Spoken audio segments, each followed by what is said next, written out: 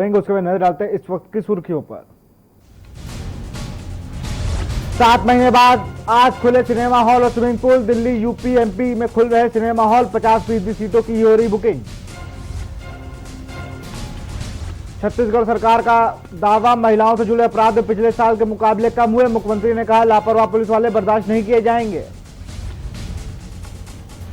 बलरामपुर में पीड़िता के घर मिलने पहुंचे स्वास्थ्य एवं पंचायत मंत्री टीएस सिंहदेव ने परिवार से की बात, प्रशासनिक सहायता देने का आश्वासन दिया।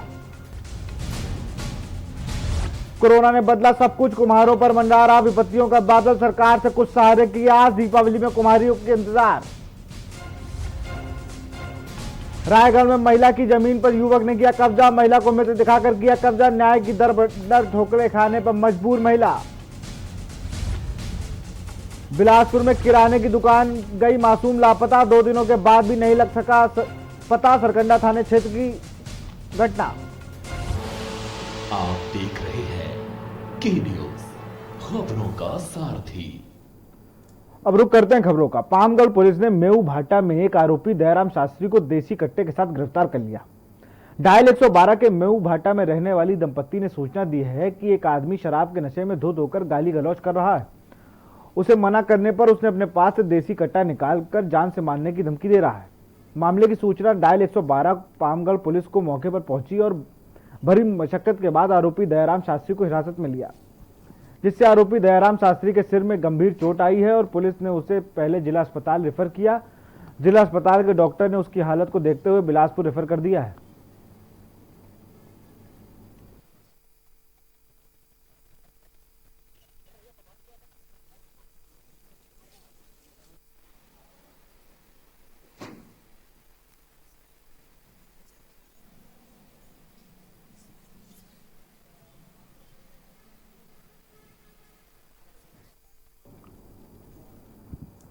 छपोरा क्षेत्र में मवेशी तस्करी का मामला सामने आया है।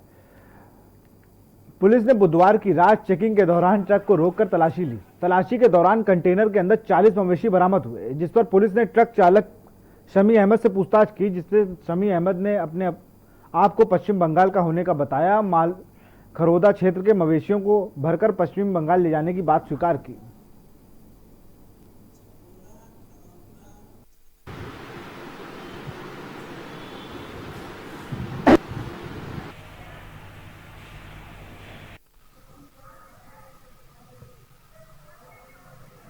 ये मालखरौदा थाना क्षेत्र का मामला है, जिसमें दिनांक 13 की रात्रि को मुखबिर के द्वारा ये सूचना प्राप्त हुई कि छपोरा चौक के पास एक कंटेनर वाहन के अंदर 40 नग मवेशियों को पश्चिम बंगाल की ओर ले जाया जा रहा है, जिस पर त्वरित ही पुलिस की टीम वहां रवाना हुई और घेराबंदी कर उस वाहन को रोका गया, जिसमें कंटेनर वाहन से 40 नग मवेशियों को बरामद किया गया। इस छत्तीसगढ़ के जिला राजनांदगांव नगर निगम वर्तमान कार्यकाल में प्रथम सत्र की बैठक आयोजन की गई। महापौर हेमा देशमुख ने सामान्य सभा में अपने कार्यकाल का पहला बजट पेश किया। देशमुख ने 55,58,000 रुपए के घाटे का बजट पेश किया। कोरोना काल में ऐसे चलते देर से पेश हुआ है। कोरोना काल के चलते नगर निगम का बजट लगभग 6 माह बाद आज गहमा गहमी के बीच पेश किया गया है। महापौर हेमा देशमुख ने द्वारा घाटे का बजट पेश करने के दौरान विपक्ष में बैठी भाजपा ने जमकर हंगामा काटा और नारेबाजी की और निगम अध्यक्ष के घेराव भी किया। भाजपा का आरोप था कि इस बजट में आम नागरिकों को किसी प्रकार की राहत नहीं दी जा रही है।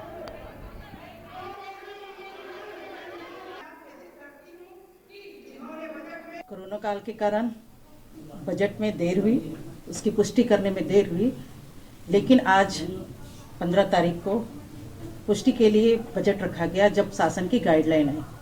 उस गाइडलाइन के तहत आज बजट में हमने शहर विकास के जो जमीनी स्तर पर आवश्यकता है उसको ध्यान में रखकर बजट लाया।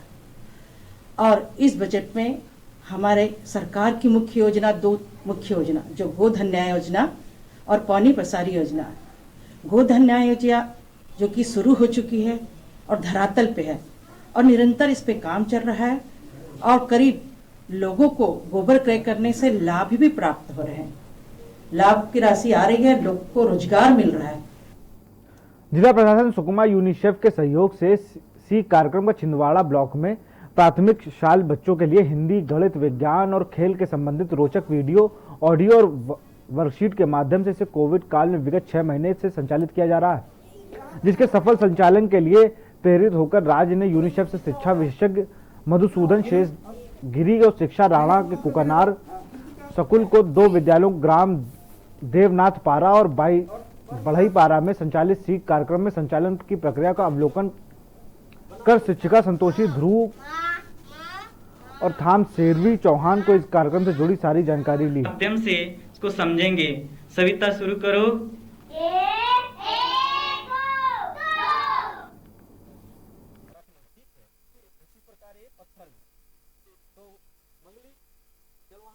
इस कोविड-19 की वजह से हमारी संस्थाएं बंद है।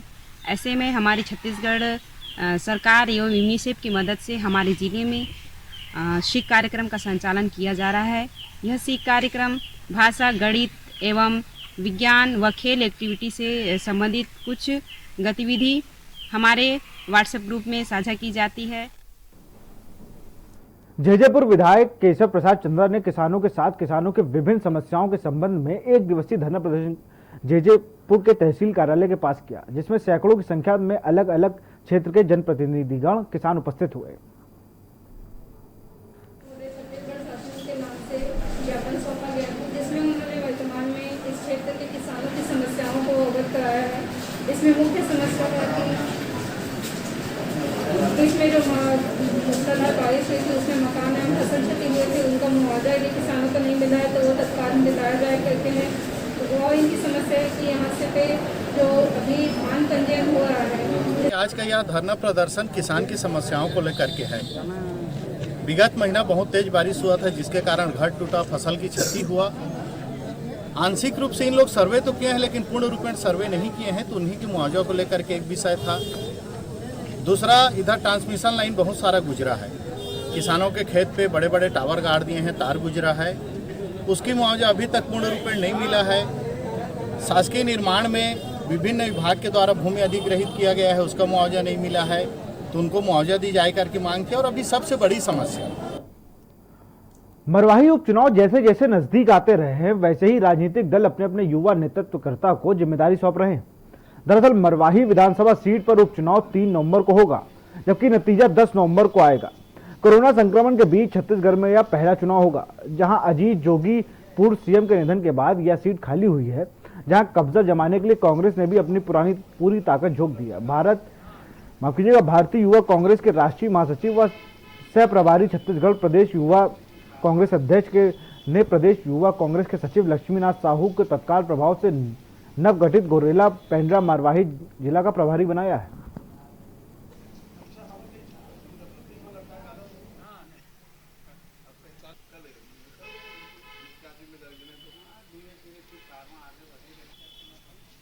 जैसा कि आप सभी जान रहे हैं, आगामी 3 नवंबर को मरवाही में उपचुनाव होना है, जिसके मद्देनज़र युवा कांग्रेस ने मुझे वहां का प्रभार सौंपा है और निश्चित रूप से मैं वहां पर दौरा करके अपने युवा कार्यकर्ताओं को, युवा साथियों को एक्टिवेट करने का काम करूंगा और निश्चित रूप से इस चुनाव में युवाओं की महत्वपूर्ण भागीदारी मरवाही चुनाव में रहेगी और निश्चित रूप से हम वहां पर चुनाव जीतेंगे। कांग्रेस की स्थिति किस तरह है? देखिए, जो लगभग 2 साल का कार्यकाल हमारे मुख्यमंत्री आदरणीय भूपेश बघेल जी का है। राज्य में हो रहे नशे के व्यापार के विरुद्ध अभियान विभिन्न स्तर पर चलाया जा रहा है। इस दौरान बिलासपुर पुलिस को बड़ी कामयाबी हासिल हुई है, जिसमें मुख्य आरोपी सहित 5 लोगों को से 6000 नकदी रकम सहित इलेक्ट्रॉनिक तराजू के साथ 1 लाख रुपए से अधिक अफीम बरामद की गई है। ज्ञात हो कि बिलासपुर पुलिस ने लगातार नशा मुक्ति के लेकर अभियान चला रही है, जिसमें बिलासपुर रेंज के आईजी दीपांशु काबरा व पुलिस अधीक्षक प्रशांत अग्रवाल के निर्देशन पर विगत कुछ दिनों से लगातार नशा संबंधी व्यापारों पर अंकुश लगाने का प्रयास किया जा रहा है।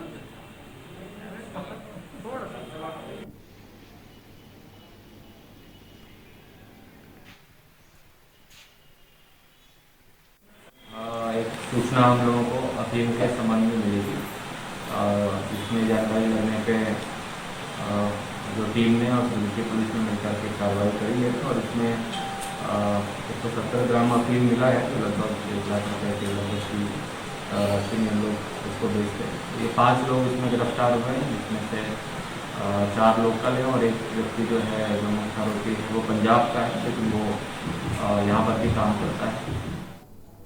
ऋचा जोगी के जाति प्रमाण पत्र को जिला जाति सत्यापन समिति ने निलंबित कर दिया है।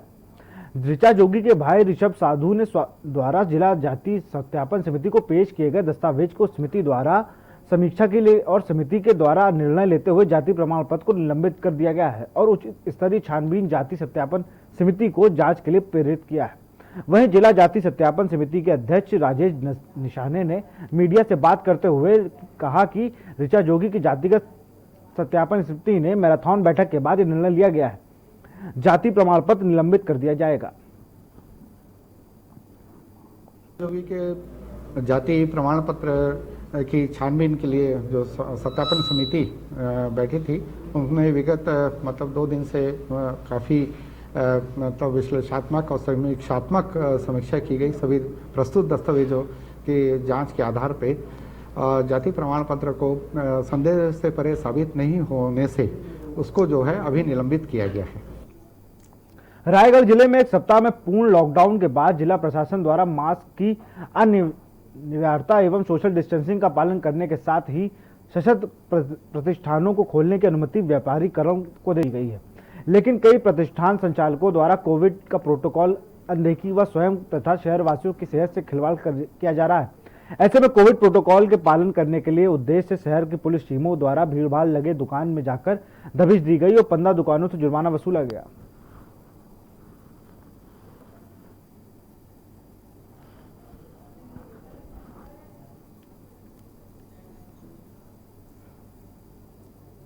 कलेक्टर भीम सिंह ने रायगढ़ से धर्मजयगढ़ तक की सड़क सुधार के लिए सीईओ जिला पंचायत ऋचा प्रकाश चौधरी, पीडब्ल्यूडी के अधिकारी और मार्ग में संचालित उद्योगों के प्रतिनिधियों के साथ गहन निरीक्षण किया। उन्होंने अधिकारियों और उद्योग प्रतिनिधियों को निर्देशित करते हुए कहा कि औद्योगिक जिला रायगढ़ में अत्यधिक मात्रा में वाहनों का परिवहन होता है तथा जिले के 3 विकास खंडों में मुख्यालय से जोड़ा गया है कि यह मुख्य सड़कों लिहाजा नागरिकों की बड़े पैमाने पर आवाजाही होती है, इसलिए इस सड़क को जल्द से जल्द सुधार कर अत्यंत आवश्यक है। इसके लिए कलेक्टर श्री सिंह ने निर्देश करते हुए पीडब्ल्यूडी के सर्वे कर योजना तैयार की है, जिसमें विभाग के साथ ही मार्ग के द्वारा संचालित उद्योगों को भी सहभागिता में होगी।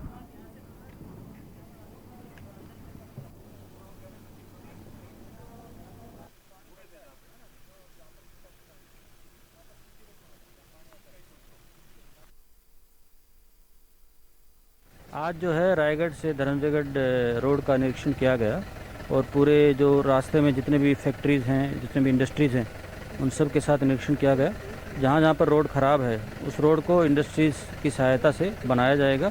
साथ में पीडब्ल्यूडी भी कुछ रोड अपनी तरफ से बनाएगा। सभी जगह पे नाला जहाँ पर ज़रूरत है नाला भी बनाया जाएगा तब पानी आर पार हो सके। और गोड़गोरा के बाद जामपाली होते हुए जो धर्मजयगढ़ आते हैं वहाँ का पूरा जो रोड बहुत ही ज़्यादा ख़राब है, उसके लिए एससीसीएल को बताया गया है। रायगढ़ में छत्तीसगढ़ प्रदेश कमेटी के अल्पसंख्यक विभाग द्वारा जिला कमेटी द्वारा कलेक्ट्रेट पहुंचकर कलेक्टर को ज्ञापन सौंपा गया। अल्पसंख्यक वर्ग के छात्र छात्राओं के पोर्टल के माध्यम से छात्रवृत्ति ऑनलाइन फॉर्म भरने के लिए मांगी गई कोविड-19 व लॉकडाउन की वजह से इस वर्ष स्कूल एवं कॉलेजों के अल्पसंख्यक वर्ग के विद्यार्थियों को ऑनलाइन छात्रवृत्ति फॉर्म भरने में भारी दिक्कतों का सामना करना पड़ रहा है।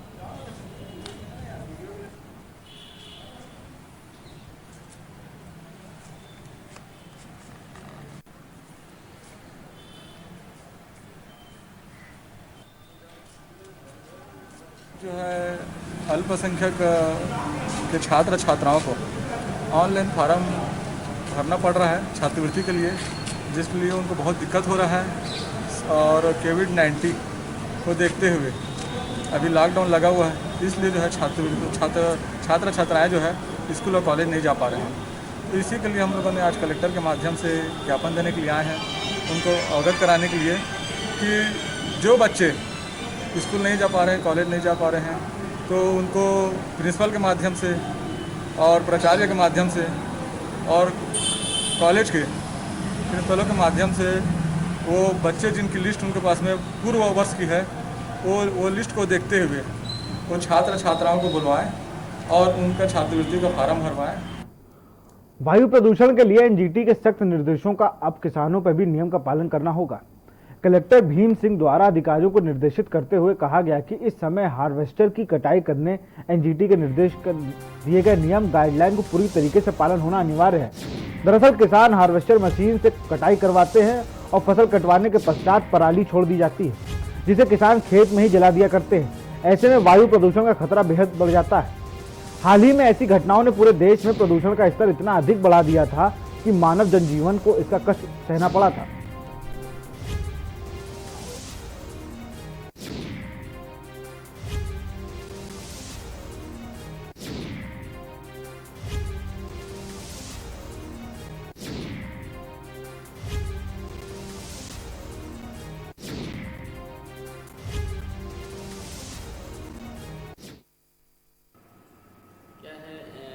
किसान फसल को काटते हैं, उसके बाद उसके पराली को खेत में ही छोड़ देते हैं। मैक्सिमम उसमें हो रहा है कि जो कंबाइंड हार्वेस्टर है, जिससे मशीन से काटते हैं और खेत में ही उस पैरा को छोड़ देते हैं। जब सूखता है तो किसान आग लगा देता है, जिसके कारण से मतलब हमारे प्रकृति में प्रदूषण फैल रहा है और तापक्रम बहुत ज़्यादा बढ़ रहा है। इसको नियंत्रण के लिए वहाँ पे एनजीटी में केस लगा है, जिसके तहत सभी को निर्देशित मिला है कि पराली को ना जलाया जाए। यहाँ रुकते एक छोटे से ब्रेक के लिए, जल्द हाजिर होंगे।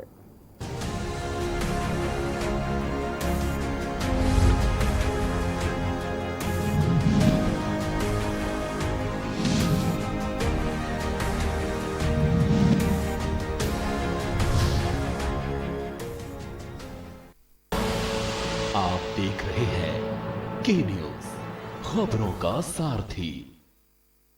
खुदी को आजमाया है तो ये अंदाज आया है, खुदी को आजमाया है तो ये अंदाज आया है। तुम में भी मैं हूं, शुद्ध प्लस पान मसाला।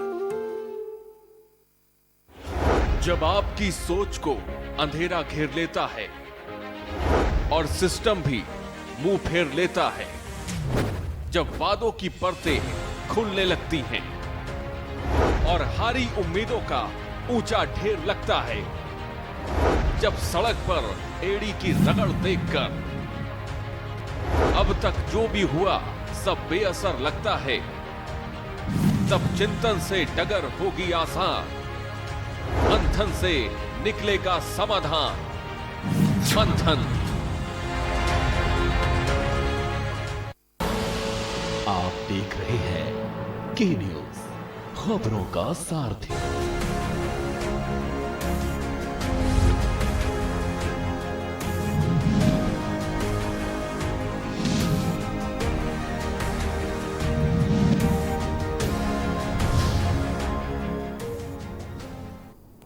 ब्रेक के बाद आपका स्वागत है। बढ़ते हैं खबरों की ओर। जांजगीर चांपा जिले के चंद्रपुर विधानसभा के डभरा तहसील मुख्यालय में आम आदमी पार्टी के कार्यकर्ताओं ने सड़क बनवाने की मांग को लेकर धरना प्रदर्शन किया।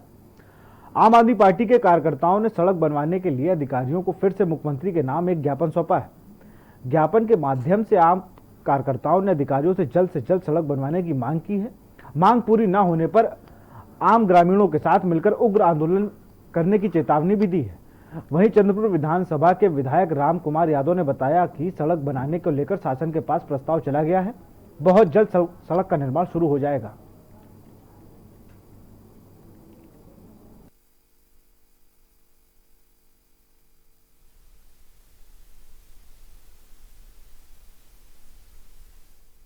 ये डभरा से चंद्रपुर मुख्य मार्ग और डभरा से खरसियां मुख्य मार्ग, ये बरसात के पूर्व से ही इतना जीर्ण शीर्ण अवस्था में है। जगह जगह जो है डबरी नुमा गड्ढे हो गए हैं और प्रशासन जो है इसमें लीपापोती का काम कर रही है।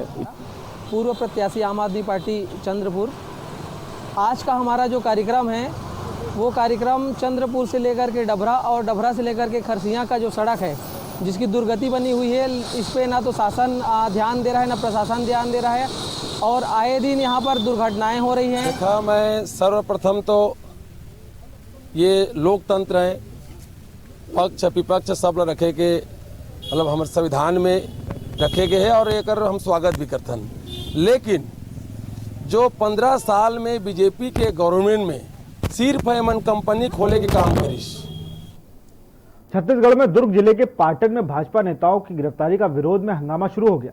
दुर्ग सांसद विजय बघेल समर्थकों और कार्यकर्ताओं के साथ बुधवार को मुख्यमंत्री के निर्वाचन क्षेत्र में घेराव करने पहुंच गए। इस दौरान पुलिस और कार्यकर्ताओं में जमकर धक्का मुक्की भी हुई। प्रदर्शनकारियों को रोकने के लिए पुलिस को हवा में लाठियां चलानी पड़ी। सांसद को गिरफ्तार कर लिया गया और भाजपा मंडल अध्यक्ष लोकमणि चंद्रकार, सांसद प्रतिनिधि राजा पाठक और जितेंद्र सेन की गिरफ्तारी के विरोध में प्रदर्शन के दौरान पुलिस ने सभी को मंडी परिसर के पास रोक लिया। इसके बाद जमकर धक्का मुक्की शुरू हो गई। कार्यकर्ताओं को बैरिकेड्स पर चढ़कर गए। सभी प्रदर्शनकारियों को गिरफ्तार करने की प्रक्रिया चल रही है। इन सभी को मंडी परिसर में बनाई अस्थायी जेल में रखा जाएगा।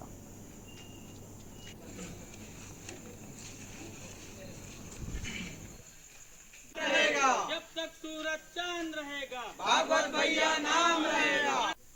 तो सभी से मैं निवेदन करा था कि भागवत भाई के शांति के लिए 2 मिनट के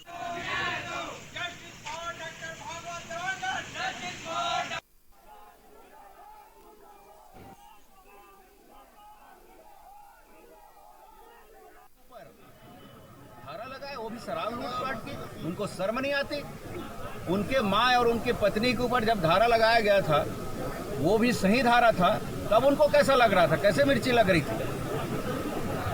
वहां जाके खुद बयान देने पहुंच गए अपनी माँ और अपनी पत्नी को लेके। बीमार माँ बेचारी बीमार थी, अपने राजनीतिक स्वार्थ के कारण भी माँ को भी घसीट रहे थे। ये इतने बेशर्म ये मुख्यमंत्री हैं।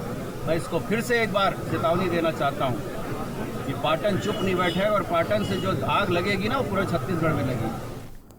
भलाउद बाजार के देवांग नवयुवक संघ ने कैंडल मार्च निकालकर डॉक्टर भागवत देवांग को श्रद्धांजलि दी। आपको बता दें कि भागवत जबलपुर मध्य प्रदेश में पढ़ाई करते थे, जहां सीनियर छात्रों द्वारा उनके साथ हमेशा रैगिंग की जाती थी, जिसके कारण उन्होंने मौत को गले लगा लिया। रैगिंग के मामले में देवांगन नवयुवक द्वारा राज्यपाल को और मुख्यमंत्री कलेक्टर के नाम तहसीलदार को ज्ञापन और दोषियों को सख्त से सख्त कार्रवाई करने की मांग की गई है।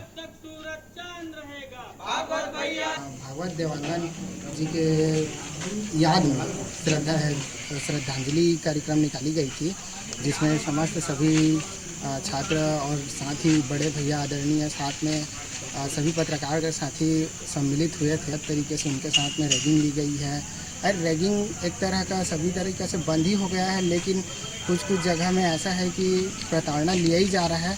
तो इससे आकर के जो है भागवत देवांगन जी आज हमारे बीच में नहीं रहे हैं, और जिन 5 युवकों का उसने नाम लिया है, उसको कठोर से कठोर कार्रवाई होनी चाहिए। देवांगन जी जो कि राहौद निवासी हैं, तामगढ़ राहौद के निवासी हैं, उनके साथ वहाँ के कुछ छात्रों द्वारा बर्बरतापूर्वक बर्ताव कर उनकी रैगिंग की गई, जो कि यह अमानवीय घटना है और अमानवीय कृत्य है, जो कि रैगिंग पूरे देश में बंद हो चुका है। उसके बाद भी यहाँ रैगिंग का जो नीच काम हो रहा है, इस संबंध में आज हमारे भाई भागवत देवांगन जी आत्महत्या कर लिए। सरासर उनकी मध्य प्रदेश में हत्या हुई है। जांजगीर चांपा की हसौद पुलिस को बड़ी सफलता हाथ लगी है। लगातार मुखबिर की सूचना मिलने पर पुलिस ने 30 किलो गांजे के साथ एक आरोपी को गिरफ्तार कर लिया है।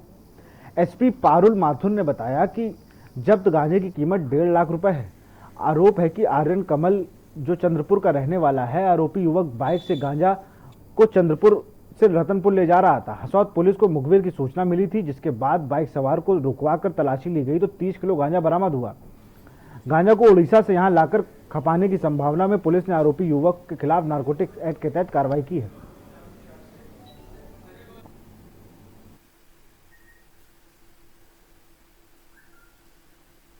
कल हसौद थाने में 31 kgs गांजा की जब्ती की गई है। इसमें एक व्यक्ति को गिरफ्तार किया गया है, जो कि अपनी मोटरसाइकिल में पेटी में रखकर ये बड़ी मात्रा परिवहन कर रहा था। और इसमें जो व्यक्ति गिरफ्तार किया गया है, आर्यन कमल उसका नाम है, करीब 20 वर्ष की उम्र है उसकी, और बिलासपुर रतनपुर का रहने वाला है। फिलहाल खबरों में इतना ही। देखते रहिए के न्यूज़ इंडिया। नमस्कार।